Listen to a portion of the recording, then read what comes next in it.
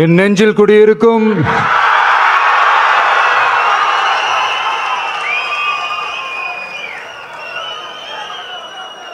என்னுடைய தோழர்களுக்கும் தோழிகளுக்கும்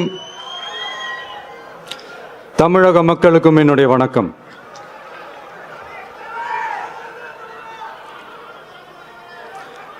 நம்ம குடும்ப உறவுகளை இழந்ததுனால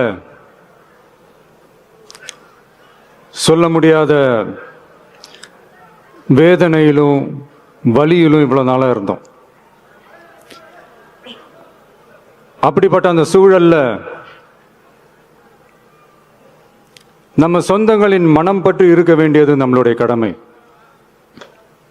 அதனாலதான் அவங்களோட சேர்ந்து அமைதி காத்து வந்தோம். ஆனா இப்படி அமைதி காத்து வந்த நேரத்தில் நம்மளை பத்தி வன்ம அரசியல் வலைகள், அர்த்தமற்ற அவதூறுகள்னு இந்த மாதிரி நிறைய விஷயங்கள் நம்மளை பத்தி பின்னப்பட்டன, பரப்பப்பட்டன. இது எல்லாமே சட்டம் மற்றும் சத்தியத்தின் துணை கொண்டு துடைத்து எறிய தான் போறோம்.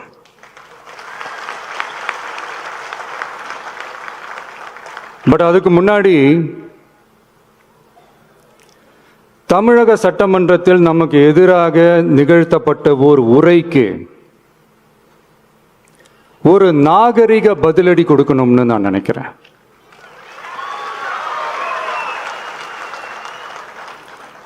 அரசியல் செய்ய விருப்பமில்லை, அரசியல் செய்ய விருப்பமில்லைன்னு அடிக்கடி சொல்ற முதல்வர் நம்மளை குறிப்பிட்டு பல்வேறு அவதூறுகளை பதிவு செய்வதன் வாயிலாக பெருந்தன்மையை பேரளவில் மட்டுமே பேசும் முதல்வர் 15/10/2025 அன்னைக்கு தமிழக சட்டமன்றத்தில் நமக்கு எதிராக பேசிய பேச்சில் எவ்வளவு வன்மத்தை கக்கியுள்ளார் என்பதையும், எப்படிப்பட்ட ஒரு அரசியல் செய்ய முயல்கிறார் என்பதையும் தமிழக மக்கள் உணராமலா இருப்பாங்க.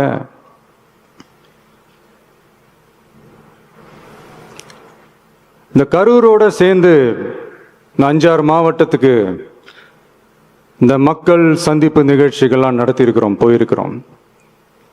அங்கெல்லாம்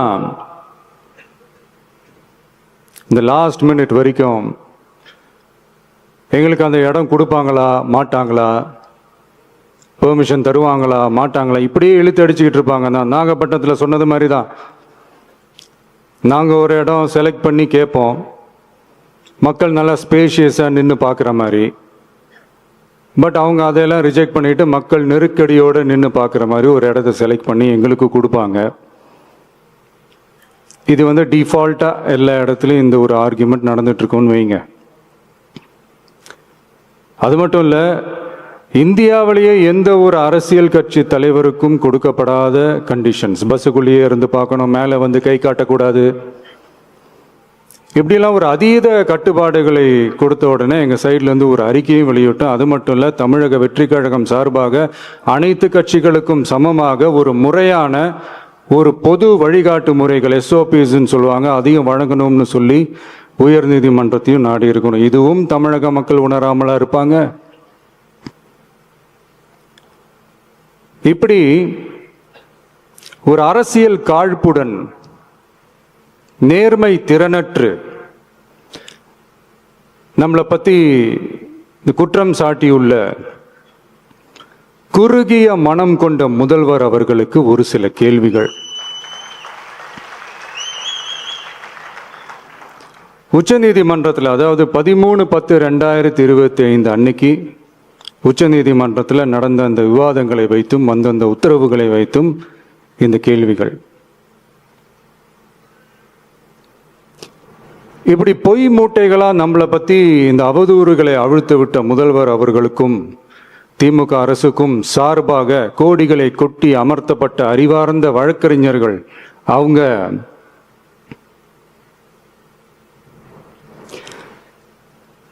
இந்த கபட நாடக திமுக அரசோட தில்லுமுல்லுகளை தாங்கி பிடிக்க இயலாமல் உச்ச நீதிமன்றத்தில் திக்கு திணறி நின்றது முதல்வர் அவர்களுக்கு மறந்துவிட்டதா? இந்த கரூர் சம்பவத்துக்கு அப்புறமே அவசரமா ஒரு தனிநபர் ஆணையம், அந்த தனிநபர் ஆணையத்தை அவமதிக்கிற மாதிரி அரசு உயர் அதிகாரிகள், காவல்துறை உயர் அதிகாரிகள் எல்லாருமே நம்மளை பற்றி ஃபுல்லாக இந்த அவதூறுகள் பரப்பி ஒரு செய்தியாளர்கள் சந்திப்பு அவசரமாக. இதெல்லாம் ஏன் நடக்குது?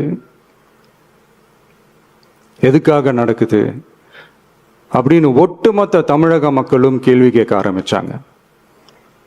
இதுவும் தமிழக முதல்வர் மறந்துட்டாரா? அதுக்கப்புறம் அந்த தனிநபர் ஆணையத்தை தலையிலேயே கொட்டி வீட்டுக்கு அனுப்பிச்சிட்டாங்க. அது வேறு விஷயம்.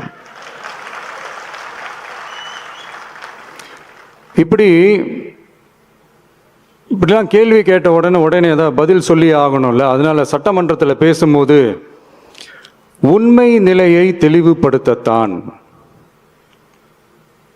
அப்படின்னு ஏதோ இந்த சட்ட ரீதியாகவும் சத்தியத்திற்காகவும் நடந்தது போல ஏதோ சாமர்த்தியமா பேசுறதா நினைச்சு பேசியிருக்காங்க. இப்படி ஒரு 50 வருஷமா பொது வாழ்க்கையில் இருக்கிற ஒருத்தவங்க ஒரு முதல்வர் அவர்கள் சொன்னது எவ்வளவு பெரிய ஒரு வடிகட்டின பொய், சப்பை கட்டுன்னு நான் சொல்லல, உச்ச நீதிமன்றம் சொல்லியிருக்கிறாங்க. அவங்க சொன்னதெல்லாம் கொஞ்சம் என்னன்னு கொஞ்சம் லைட்டா பார்ப்போமா?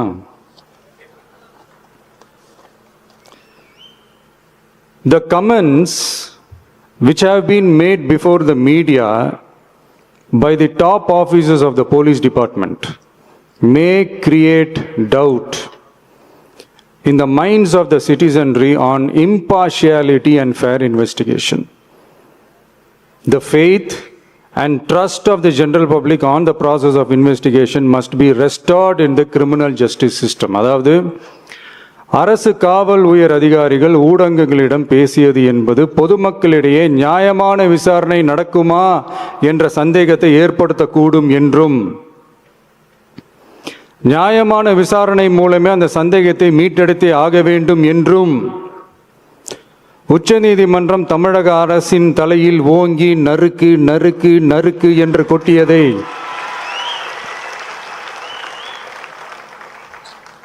முதல்வர் அவர்கள் மறந்துட்டாரா?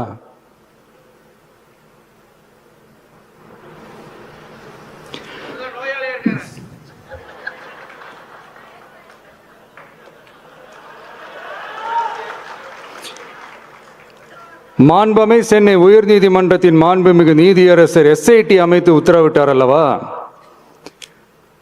அந்த உத்தரவை ஏதோ சட்டத்தின் மீதும் நீதி பரிபாலனத்தின் மீதும் மரியாதை கொண்டவர்கள் போல ஒரு நாடகத்தனமான கொண்டாட்டத்தை திமுகவும் திமுகவிற்கு ஒத்து ஊதுவோரும் நடத்தி கூத்தாடி குதூளித்தனர் அல்லவா? தாவேகாவிற்கு எதிராகவும் நமக்கு எதிராகவும் உயர்நீதிமன்ற மாண்புமிகு நீதியரசர் தீர்ப்பளித்து விட்டதாக விதந்தோதி விழா எடுத்தனர் அல்லவா? அந்த உத்தரவை குறித்து சொல்லும் போது எந்த ஆவணத்தின் அடிப்படையில் அந்த உத்தரவு அமைக்கப்பட்டது? நான் கேட்கல, உச்ச நீதிமன்றம் கேட்டிருக்கிறாங்க. The judgment is completely silent about how learned single judge arrived at such a conclusion and what material was pursued by the court என்று உச்ச நீதிமன்றம் உரத்த குரலில் கேள்வி கேட்டது. அப்போதும் கூட உச்ச நீதிமன்றத்தில் திமுக அரசுக்காக வாதாடிய அறிவார்ந்த மூத்த வழக்கறிஞர்கள் பதில் சொல்ல இயலாமல் வாய் மூடி மௌனம் காத்ததை நாடே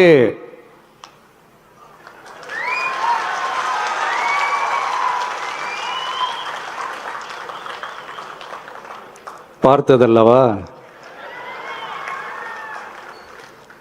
இதையும் முதல்வர் அவர்கள் மறந்துட்டாரா?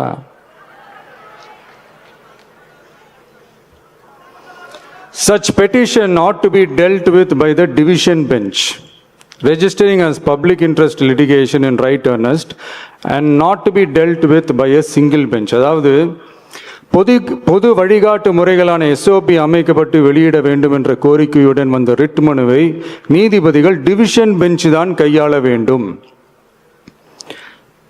தனி நீதிபதி பெஞ்ச் கையாளக்கூடாது என்றும் உச்சநீதிமன்றம் சொன்னதல்லவா? அது மட்டுமா, கோரிக்கையே இல்லாமல் SIT அமைக்கப்பட்டது எந்த வகையில் சரி என்றும் கேள்வி எழுப்பியது உச்சநீதிமன்றம். இது எல்லாமே அறியாமலோ இல்லை அறியாதது போலவோ உச்சபட்ச அதிகார மயக்கத்தில் இருந்து பேசினாரோ முதல்வர் அவர்கள்? மனிதாபிமானம், அரசியல் அறம், மாண்பு இதெல்லாம் எதுவுமே இல்லாம வெறும் பேச்சில் மட்டுமே பேசிக்கிட்டு அரசியல் ஆதாயம் தேடுற ஆட்டத்தை ஆடத் தொடங்கிவிட்டார் முதல்வர் அவர்கள்.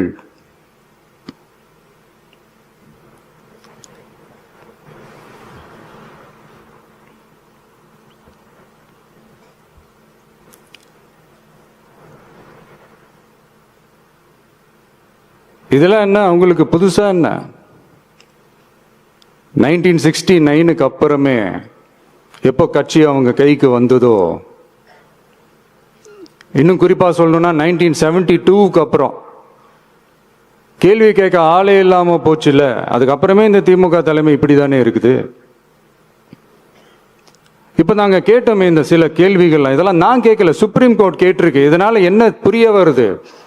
இந்த கவர்மெண்ட் நடத்துற அந்த விசாரணை மேல சந்தேகம் ஏற்படுதுன்னா அதுக்கு என்ன அர்த்தம்? உங்க மேல நம்பிக்கை இல்லைன்னு அர்த்தம்.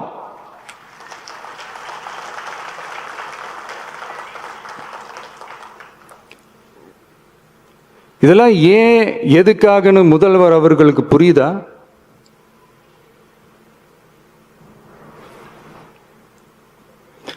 சுப்ரீம் கோர்ட் சொன்னதோட மட்டும் இல்ல, நிஜத்திலும் இன்னைக்கு மக்களுக்கு இந்த கவர்மெண்ட் மேல இருக்கிற நம்பிக்கை மொத்தமாக மண்ணுக்குள் புதைந்து விட்டது.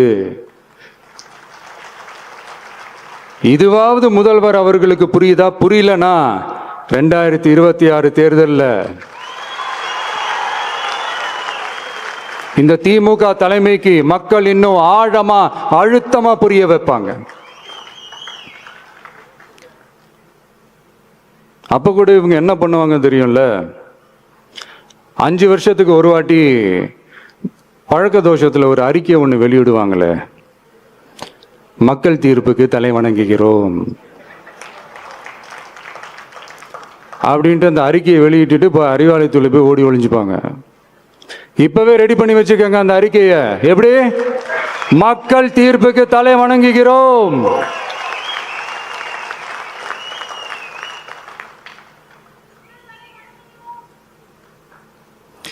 நான் போன பொதுக்குழுவில் சொன்னதை தான் இங்க நான் திரும்பவும் சொல்றேன்.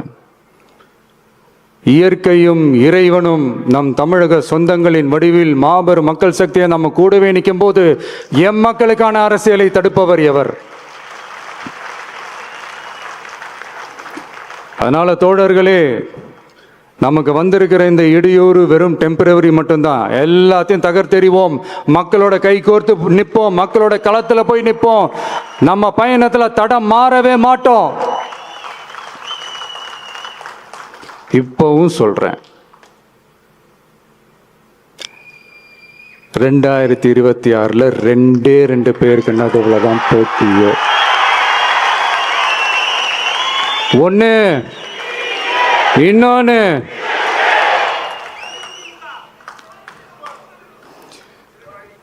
இந்த போட்டி இன்னும் ஸ்ட்ராங்கா மாறப்போகுது. 100% வெற்றி நமக்கு. வாகை சூடுவோம், வரலாறு படைப்போம், கான்பிடென்டா இருங்க, நல்லதே நடக்கும், வெற்றி நிச்சயம். மீண்டும் சந்திக்கும் வரை நன்றி, வணக்கம்.